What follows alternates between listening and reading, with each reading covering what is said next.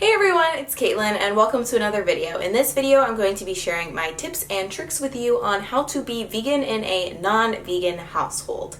This video is part of my Vegan Starter Kit, which is a series of videos that I've been doing describing the basic fundamental concepts or hacks that I have for how to be vegan. So I will link that entire playlist in the description of this video if you want to check it out. But if you have another topic that you want me to cover in this series, please let me know in the comments below and I would be more than happy to film it. So the number one video request in the comments of my first video of the Vegan Starter Kit series was how to be vegan when you're living with other people who aren't vegan. And theoretically, I feel like this situation could exist in one of two ways. One, either you're younger and you're living with your parent or your guardian or someone above you who does the cooking and stuff and they're not vegan.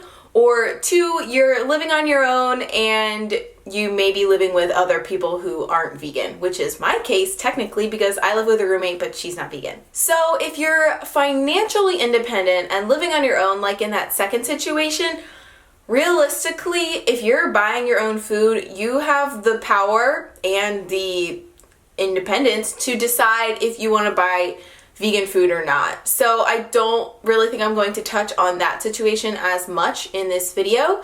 So I'm going to mostly focus on maybe someone who's living with their parents or who isn't financially independent and doesn't buy all of the groceries. However, if you are financially independent and maybe you're still struggling with this topic or you're living with a significant other who doesn't want to eat a vegan diet, I think some of these tips in this video could still apply to you. Alright, so I'm going to break my advice on this topic down into kind of three main points, and obviously it goes without saying, but this is just my opinion. It can differ from your opinion. You are certainly entitled to that, but I just want to share my tips and thoughts with you guys. So tip number one, and I think this is the most important thing, is that when you go vegan in a non-vegan household, you need to explain why you are going vegan to your parents or whatever. I'm just going to say parents from now on to make it easier, but you guys know I'm talking about anyone else in your household who you're living with. And this is because when you're coming from a standard American diet or any other diet, being vegan can be a dramatic lifestyle change. And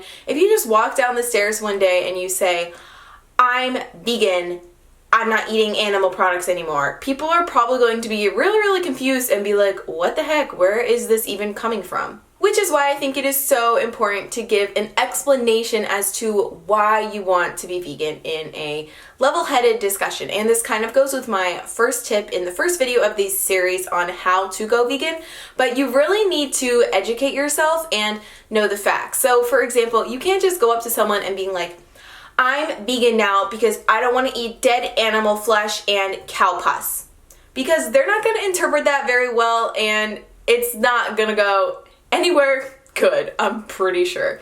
But however, if you go up to someone and you say, "Hey, recently I've been doing some research and I watched a few documentaries and it's crazy how much meat and dairy products can have a negative impact on my health and can negatively affect the planet. So because of all that, I've really been thinking about it and I want to try to go vegan." I think when you come at it from a much more rational perspective and you explain why you want to choose to follow this new lifestyle, people are going to receive it a lot better. Again, it's really important to speak calmly, speak clearly, speak with a level head, and really stress that this is something you've been thinking about and that's important to you, because when other people realize that you're serious about this decision and that it is important to you, if they love you and they respect you, they are going to see this decision in a better light than if you just come up to someone and attack them for their choices. You know what I'm saying? So my example that I used was pretty vague and general, just being like, meat's bad for my health. And a lot of people probably are going to want more specific information than that, which is why I would suggest that you go to a reputable website and maybe print out a few articles of scientific studies that are showing how exactly meat and dairy are negatively affecting your body or the planet, and believe me, there are plenty of them. I would recommend nutritionfacts.org, but there are a few other sites as well that have good sources. And in addition to that, if your family member is willing, you could suggest that maybe you watch one of the documentaries like Forks Over Knives or Cowspiracy or What the Health together to help give them a general perspective of what you're thinking about. Now, these documentaries shouldn't be the extent of your research, but I do think that they are a good introduction introduction into the field, and it's also a really great way to show someone why you are so passionate about being vegan, because as humans we connect more and we can see things visually and hear them as well. So I think that the documentaries are a really great resource. Okay, so now that you've explained why you want to be vegan, I think it is almost as equally as important to show your household how you can be vegan, because a lot of people may not even know what veganism is or know what vegan food is, and I think it's really important to show, one, that you're not only going to eat salad all the time, but two, vegan food can be delicious. A great way to do this is to search for some easy vegan recipes online that you think are interesting and that you may already have all of the ingredients for in your house, and go up to your family member or your mom or whoever does the cooking in the house and be like, hey, this is a cool vegan recipe and I thought maybe we could cook it together as a fun thing to do. Also, a lot of people don't even realize that most of the pantry staples they have in their house are already vegan and that you can eat them anyway, so it's really not going to be that much of an extra effort for your family member who does the grocery shopping to get groceries for you. For example, things like pastas with marinara sauces, Asian stir fries, vegetable soups, some salads, but come on guys, we're not only eating salads. French fries, potatoes, beans and rice, all of those things are already vegan and you probably already have them in your house, which is awesome. And one final note I do want to say, I don't think that you can just ask your parents or whoever's doing the cooking in your house, if they do cooking for you, to just start cooking you vegan food. I don't think that's really fair, because they don't really know what a vegan diet is, and that's going to seem really intimidating and overwhelming to them. So I definitely think that it should be a mutual process. So even if you're not used to doing the cooking, I think you should be helping your parents out, maybe cooking a few meals or showing them how they can cook vegan food, because it's a learning process for everyone. And yeah, it's just not fair to just be like, I'm vegan now, cook me vegan food, bye. Even though it is extra work on your end, I think if you think about it in the grand scheme of things, it's really worth it, because you're saving animal lives and doing something that you really believe in. And who knows, maybe your family members will see how easy it is to cook vegan food and want to incorporate it into their lives more as well. My final third tip is to realize that you may not be the perfect vegan at this point in your life. But veganism isn't about being perfect. Veganism is about doing the best that you can, given the situation that you are currently in, to eliminate animal suffering and reduce your negative impact on the planet. And some households, unfortunately, are going to be less receptive to veganism than others. For example, my parents are vegetarian, so when I told them that I wanted to go vegan, they were really supportive about it, thankfully, and they didn't really think it was that much more difficult.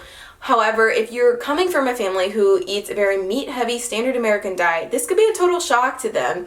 And at the end of the day, people do have negative stereotypes about veganism, and these may not be true, but the fact is that those people still believe them. And you really do have to realize that your parents or whoever is in charge of you just loves you, and they really want the best for you. And what they may think is the best for you may not necessarily actually be the best thing for you, but ultimately you can only do the best that you can. And the bottom line is, if you're not paying for all of your food and you're not cooking all of your meals for yourself, I don't really think you can expect other people to do it for you. However, every little thing that you do to try to be more vegan or live a more vegan lifestyle is still awesome, and it's still incredible. And even if you just eat one vegan meal a day to start out, and that's all that your parents are going to allow you to have, I still think that's a great initial step. And one day when you have a job and maybe you can afford more of your groceries, or you're completely financially independent and you can cook for yourself, that's when you can take the final step and live a fully vegan lifestyle. But if you're in a situation where your family's not going to be supportive and let you be 100% vegan, I don't think it's the end of the world and you should not try to be vegan at all. I think every little thing that you can do, given the situation that you're in, is still awesome and a positive thing to do. I honestly think it's incredible that so many younger people are interested in veganism and want to go vegan, and I'm just so proud of you guys. Like, I didn't even know this existed when I was some of your ages. So I really think that you should be happy for your decision, and you can still be convicted and still be a passionate vegan, but like I said, just do the best that you can, and that's okay if you are sincerely giving it your all. Alright, so I don't want this video to be too long, so I think I'm just going to end it here, but if you guys have any other tips or suggestions that you think would be helpful to someone else, please leave them in the comments below so we can all help each other out. If this is the first video of mine that you're seeing or you're not subscribed to my channel yet, be sure to click that little button down there and give this video a thumbs up to let me know that I can make more videos like this. I post 2 new videos a week, so I would be more than happy to help you guys out along your vegan journey. But for now, I think that is everything, so thank you so much for watching, and I hope you have an awesome rest of your day. Bye!